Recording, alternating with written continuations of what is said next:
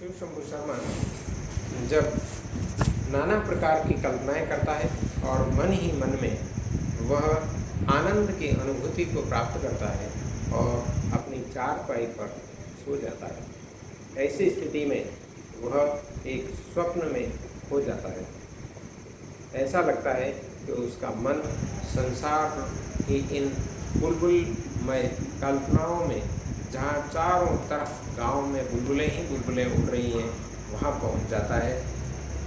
वह अपने घर के सामने खेलने के लिए जब मैदान में जाता है, जहाँ सैकड़ों बुलबुलें उड़ रही हैं, इधर से उधर चल रही हैं, वह ज़्यादा ऊंची नहीं उड़ती, उसे यह ज्ञात है।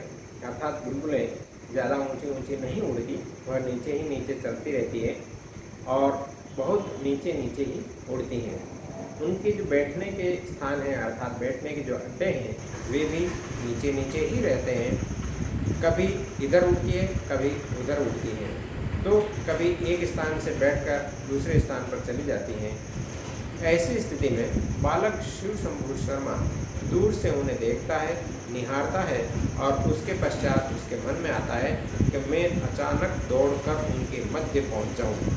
बालक पहुंच जाता है क्योंकि वह स्वप्न में ही उन बुलबुलों के मध्य चला जाता है और जहाँ चारों ही तरफ छोटी छोटी बुलबुलें जो स्वर्णिम आभा को लिए हुए हैं, और उनके मध्य पहुंचकर वह अपने आप को पाता है कि मैं इन बुलबुलों के मध्य इन बुलबुलों को पकड़ता हूँ।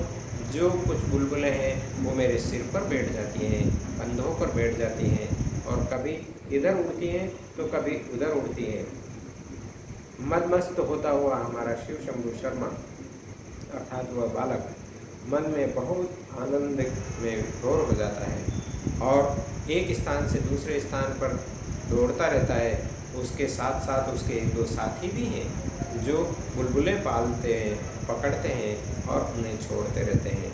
परंतु आज हमारा यह बालक शिव शंभू शर्मा मन में इतना आनंदित हुआ, इतना प्रसन्न हुआ कि उसकी प्रसन्नता का कोई ठिकाना नहीं रहा। वह अपने आप में अपनी इच्छाओं को पूर्ण पाता हुआ आनंदित हो रहा है।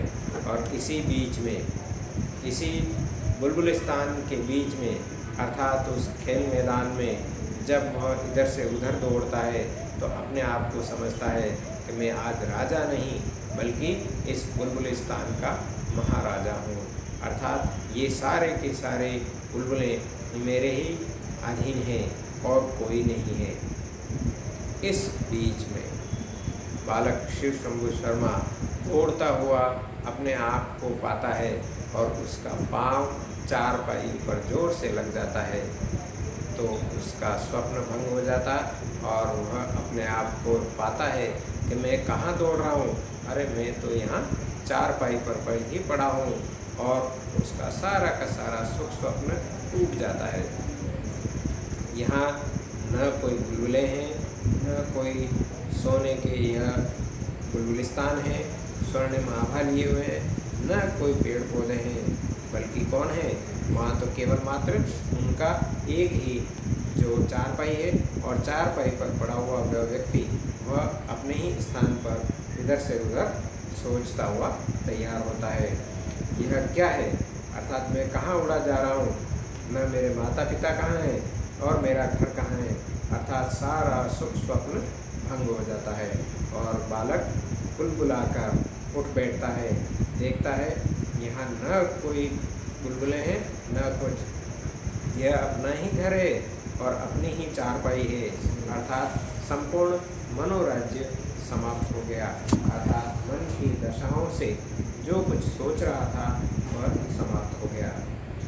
अब इन सभी सांकेतिक घटनाओं को लेकर लेखक ने पुनः लॉर्ड कर्जन से प्रश्न किया है कि माय लॉर्ड, जब से आप भारतवर्ष में पधारे, बुलबुलों का स्वप्न ही देखा है या सचमुच कोई करने योग्य काम किया, खाली अपना ख्याल पूरा किया है, यहाँ की प्रजा के लिए कुछ कर्तव्य का पालन किया है या नहीं।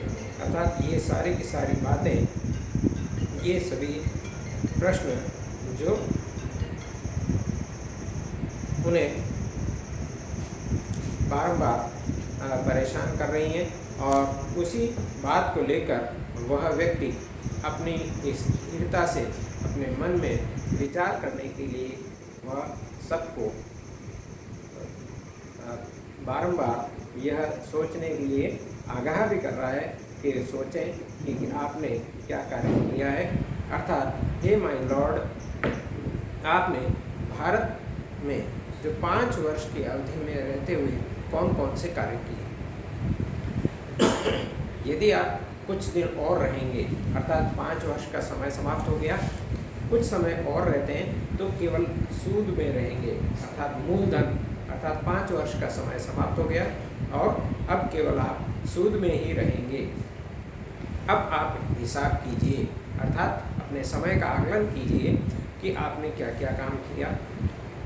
नुमाइशी काम के अलावा आपने काम की चीज़ कौन सी की, अर्थात अपने इस समय में केवल मात्र भड़कबाजी के सिवाय ड्यूटी और कर्तव्य और देश में जनता के लिए आपने क्या काम किया।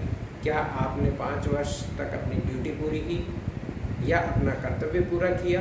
मुझे तो ऐसा लगता है कि आप केवल अपनी बजट की वक्रता को लेकर अपने कर्तव्य काल का अंतिम वक्रता की ओर पहुंच रहे हैं। अर्थात आप कुछ नहीं करते, केवल बनावटी बातें करते हैं, दिखावटी कार्य करते हैं। ऐसी स्थिति में यह कार्य भारतीय जनता के लिए जरा भी उपयुक्त नहीं है।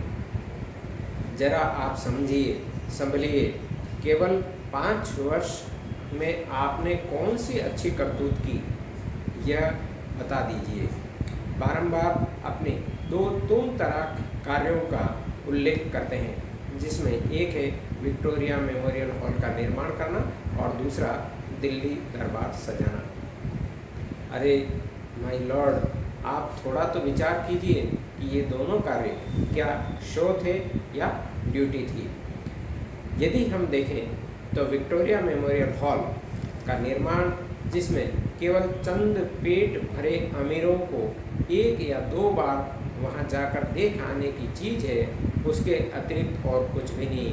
अर्थात भारतीय जनता का जो पैसा लगा है, जो दरिद्र गरीब भारतीय हैं उनका जो पैसा लगा है, वह शायद किसी भी स्थिति में उन भारतीयों की दशा को उन्नत करने में, उन्हें सुधारने में नगण्य प्रतीत होता है। तो ऐसी स्थिति में भारतीयों के लिए किया गया कार्य लगभग शून्य प्रतीत होता है। धन्यवाद।